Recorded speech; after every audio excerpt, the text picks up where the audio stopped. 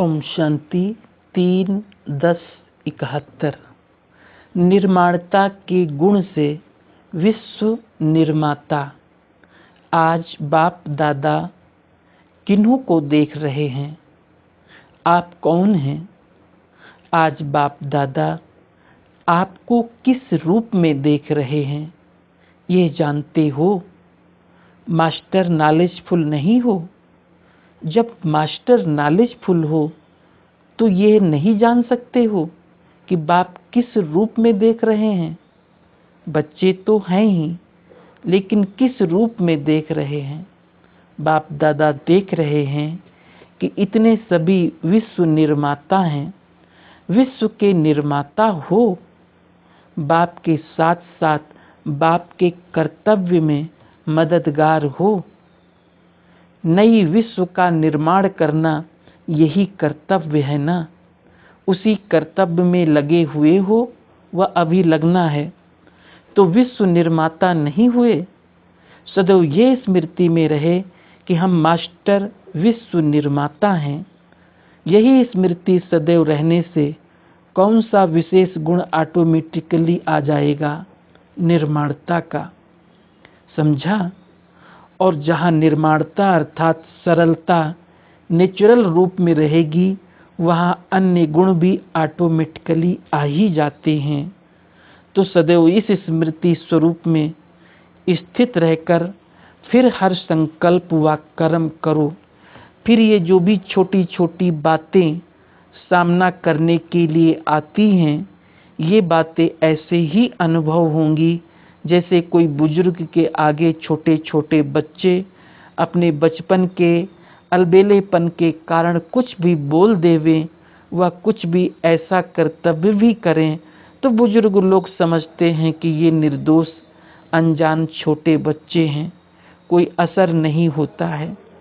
ऐसे ही जब मास्टर विश्व निर्माता अपने को समझेंगे तो ये माया के छोटे छोटे विघ्न बच्चों के खेल समान लगेंगे। जैसे छोटा बच्चा अगर बचपन के अनजानपन में नाक कान भी पकड़ ले तो जोश में आएगा, क्योंकि समझते हैं बच्चे निर्दोष अनजान हैं, उनका कोई दोष दिखाई नहीं पड़ता। ऐसे ही माया भी अगर किसी आत्मा द्वारा समस्या व विघ्न व परीक्षा पेपर बनकर आती है तो उन आत्माओं को निर्दोष समझना चाहिए। माया ही आत्मा द्वारा अपना खेल दिखा रही है।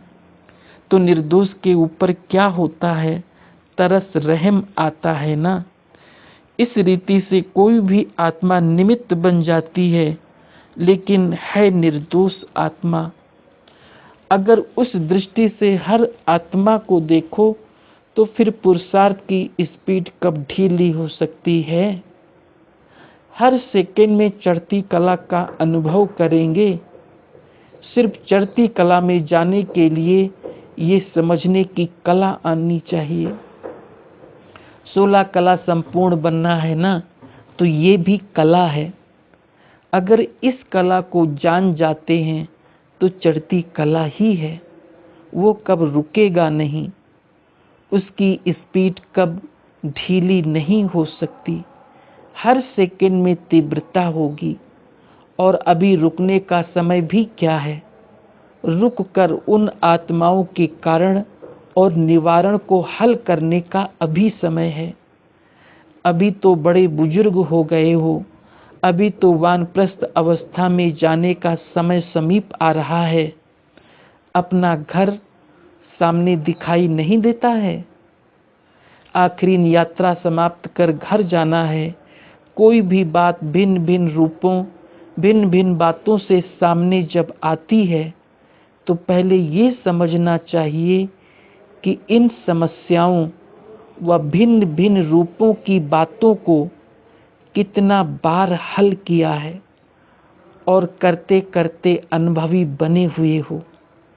कितने बार के अनुभवी हो, याद है? अनेक बार किया है, यह याद आता है। कलप पहले पास किया है, क्रॉस किया होगा, क्रॉस किया था वह किया होगा। ये नहीं समझते कि अगर अनेक बार ये अनुभव नहीं किया होता तो आज इतने समीप कैसे आते। ये हिसाब लगाना नहीं आता। पांडव तो हिसाब में होशियार होने चाहिए, लेकिन शक्तियां नंबर 1 हो गई। ये स्मृति स्पष्ट और सरल रूप में रहे, खींचना ना पड़े। अगर कल्प पहले की बात अभी तक बुद्धि में खींच कर लाते रहते हो तो क्या कहेंगे? जरूर कोई माया की खिंचावट अभी है। इसलिए बुद्धि में कल्प पहले वाली स्मृति स्पष्ट और सरल रूप में नहीं आती है, और इसलिए ही विघ्नों को पार करने में मुश्किल अनुभव होता है। मुश्किल है नहीं, जितना पुरुषार्थ का समय चला है, जितना नॉलेज की लाइट और माइट मिली है, उस प्रमाण वर्तमान समय सरल और स्पष्ट होना चाहिए। इतना स्पष्ट हो जैसे 1 मिनट पहले अगर कोई कार्य किया तो वो याद रहता है कि वो भी भूल जाता है। तो ऐसे ही 5000 वर्ष के बाद ऐसे स्पष्ट अनुभव हो जैसे 1 मिनट पहले किया हुआ कार्य है। जैसे पावरफुल कैमरा होती है तो 1 सेकंड में कितना स्पष्ट चित्र खींच लेती है। कितना भी दूर का दृश्य हो वो भी स्पष्ट सम्मुख आ जाता है। तो क्या पावरफुल कैमरामैन नहीं बने हो? कैमरा है कि दूसरे का लोन पर लेकर यूज करते हो, पावरफुल है? कल्प पहले के चित्र उसमें स्पष्ट आ जाते हैं। ये जो मन है ये एक बड़ा कैमरा है। हर सेकंड का चित्र इसमें खींचा नहीं जाता। कैमरा तो सभी के पास है, लेकिन कोई कैमरा नज़दीक के चित्र खींच सकती है, कोई कैमरा चंद्रमा तक भी फोटो खींच सकती है तो वो भी कैमरा, और यहाँ की छोटी मोटी भी कैमरा। तो हर एक के पास कितना पावरफुल कैमरा है। जब वो लोग चंद्रमा से यहाँ से वहाँ खींच सकते हैं तो आप साकार लोक में रहते निराकारी दुनिया का, आकारी दुनिया का व इस सृष्टि के पास्ट व भविष्य का चित्र नहीं खींच सकते हो? कैमरा को पावरफुल बनाओ, जो उसमें जो बात जो दृश्य जैसा है वैसा दिखाई दे, भिन्न भिन्न रूप में दिखाई नहीं दे। जो है जैसा है वैसे स्पष्ट दिखाई दे, इसको कहते हैं पावरफुल। फिर बताओ, कोई भी समस्या का रूप होगा या खेल अनुभव होगा? तो अब की स्टेज के अनुसार ऐसी स्टेज बनाओ, तब कहेंगे तीव्र पुरुषार्थी। अगर ऐसे कैमरा द्वारा चित्र पहले खींचते जाते हैं, उसके बाद साफ कराने के बाद मालूम पड़ता है कि कैसे खींचे हैं।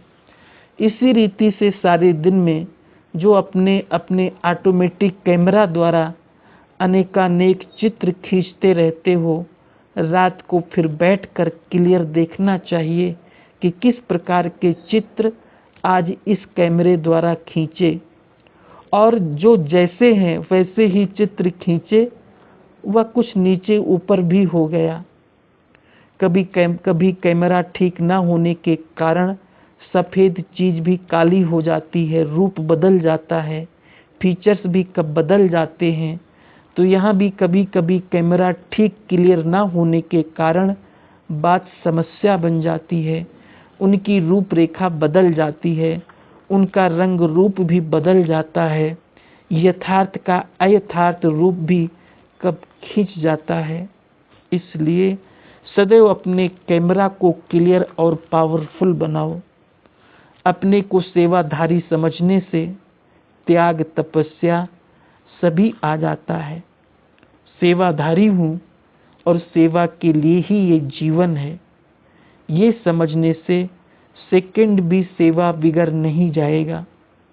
तो सदा अपने को सेवाधारी समझते चलो और अपने को बुजुर्ग समझना चाहिए। तो फिर छोटी छोटी बातें खिलौने दिखाई देंगी, रहम दिल बन जाएंगे, तिरस्कार के बदले तरस आएगा। अच्छा, ओम शांति।